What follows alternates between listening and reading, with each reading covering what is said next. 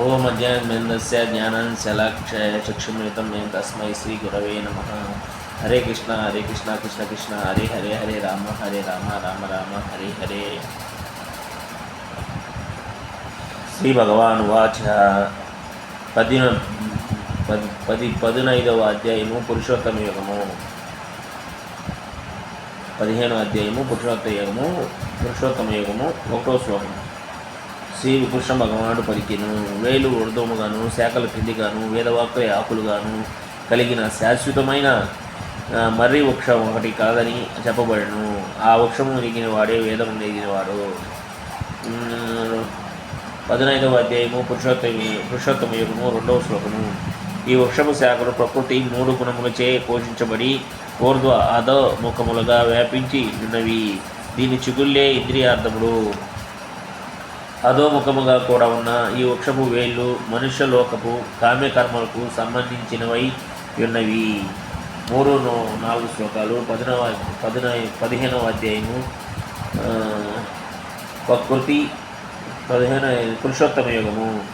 ఈ వృక్షము యథార్థము ఈ జగత్తునందు చూడజాలము. దాని ఆదిని కానీ అంతము కానీ లేదా మూలము కానీ ఎవరును అవగతము చేసుకొనగలరు. కానీ స్థిరముగా నాటుకుని ఉన్న ఈ సంసార వృక్షమును మనిషి నిశ్చయపూర్వకముగా అనాసక్తి శాస్త్రముచే ఖండించి వేయవలేను. ఆ పిదప తిరుగులేని దివ్య పదమును పొంది అచ్చట అనాది కాలము నుండి యవ్వని వలన సమస్తము ఆరంభమయ్యను మరియు వ్యాప్తి నుండిను అట్టి పరమ పురుషుని శరణు వేడవలను. ఐదవ శ్లోకము పురుషోత్తమ యుగము 15వ అధ్యాయము. విద్యాహంకారము భ్రాంతి అసత్సంగము వదిలి శాశ్వతత్వమును అవగతము చేసుకుని వారు, భౌతిక భోగములను విరమణ చేసిన వారు, సుఖదుఖముల నుండి ద్వంద్వముల నుండి బయటపడిన వారు, భ్రాంతి పొందని వారు పరమ పురుషుని ఏ విధంగా శరణు వేడవలనో తెలిసిన వారును అట్టి సనాతన పదమును పొందుదురు. 6వ శ్లోకము. 15వ అధ్యాయము పురుషోత్తమ యుగము. అట్టి నా దివ్యధామమున ప్రకాశము సూర్యుని చేయగాని చంద్రుని చేయగాని లేదా అగ్ని విద్యుత్తులు చేయగాని కాదు. దాన్ని చేరిన వారు తిరిగి ఈ భౌతిక జగత్తుకు మరెన్నడూ తిరిగి రారు. 7వ శ్లోకము. 15వ అధ్యాయము పురుషోత్తమ యుగము. ఈ బద్ధ భౌతిక జగత్తునందరి జీవులందరూ నా శాశ్వత అంశములు. బద్ధ జీవనము కారణంగా మనసుతో కూడిన 6 ఇంద్రియములతో వారు దేవ సంఘర్షణ కావిస్తున్నారు. 8వ శ్లోకము.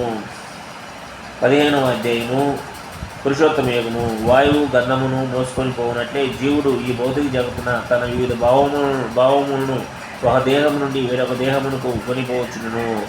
ఆ విధముగా అతడు ఒక దేహమును గ్రహించి దాన్ని వదిలి తిరిగి వేరొక దేహమును పొందును. 9వ శ్లోకము. 15వ అధ్యాయము పురుషోత్తమ యుగము. జీవుడు ఈ విధంగా వేరొక దేహమును గ్రహించి మనసును కూడి ప్రత్యేకమైన కర్ణములు, నయనములు, జిహ్వ, నాసిక, స్పర్శలనడి 6 ఇంద్రియములను పొందును. ఆ విధంగా అతడు ఆ దేహమునకు సంబంధించిన ఇంద్రియార్థములను అనుభవించును. 10వ శ్లోకము. 15వ అధ్యాయము పురుషోత్తమ యుగము. మూడులు. జీవుడు ఏ విధంగా దేహమును విడుచునని కానీ గుణముల ప్రభావములో ఏ దేహమును పొందబోవునని కానీ ఎరుగజాలరు. కానీ జ్ఞానేత్రములు కలవారు దీని అంతయు చూడగలరు. 11వ శ్లోకము. 15వ అధ్యాయము పురుషోత్తమ యుగము. యత్నశీలురైన ఆధ్యాత్మికవాదులు ఆత్మ సాక్షాత్కారము వలన దీని అంతరిని స్పష్టంగా చూడగలుగుదురు.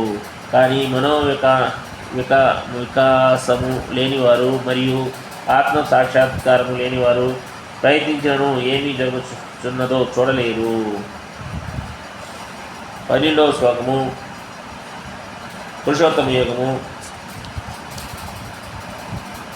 15వ అధ్యాయం. సమస్త జగత్తునందలి అంధకారమును నశింపజేయు సూర్యుని తేజస్సు నా నుండి ఉద్భవిస్తున్నది.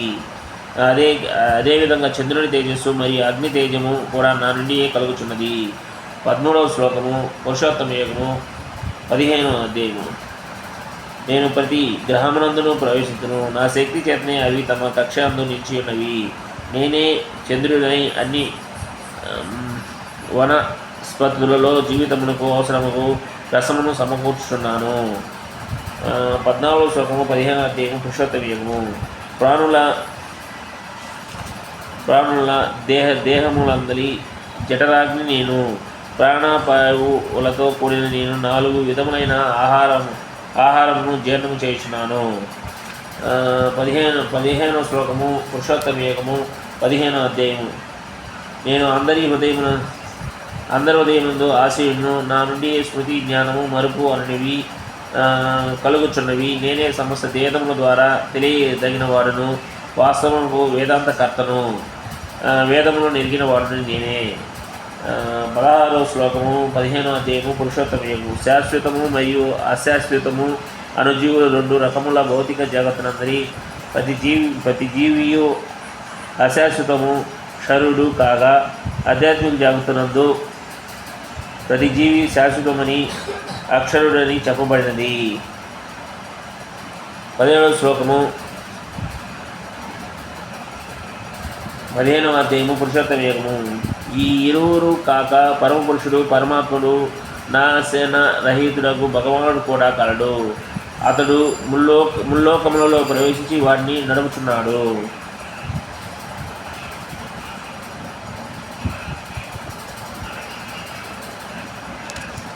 18వ అధ్యాయము 18వ శ్లోకము 15వ అధ్యాయము పురుషోత్తమయము. నేను దివ్యుడును, క్షర అక్షరములకు పైన సర్వశ్రేష్ఠుడును ఒకటిచే జగత్తునందు మరియు వేదములందు పరమపురుషుని దేవుడిగా ప్రసిద్ధి నొందితిని.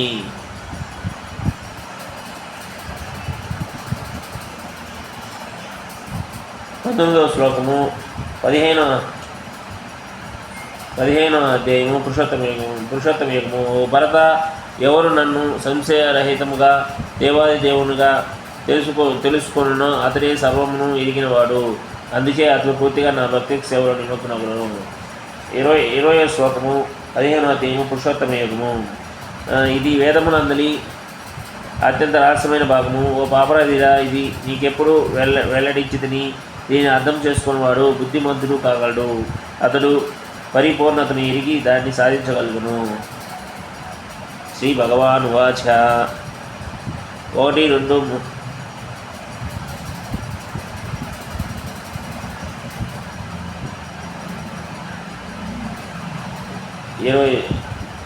15వ అధ్యాయము పురుషోత్తమయము. 20వ శ్లోకము. ఇది వేదములని అత్యంత రహస్యమైన భాగము. ఓ పాపరాధిరా, ఇది నీకు ఇప్పుడు వెల్లడించితిని. దీన్ని అర్థం చేసుకున్నవాడు బుద్ధిమంతుడు కాగలడు. అతడు పరిపూర్ణతను ఎరిగి దాన్ని సాధించగలను. శ్రీమద్ భగవద్గీతందలి పురుషోత్తమయము అను పంచదశ అధ్యాయము సమాప్తము.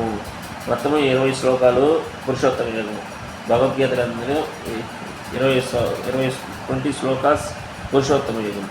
హరే కృష్ణ కృష్ణ కృష్ణ హరే హరే, హరే రామ రామ రామ హరే హరే, హరే కృష్ణ.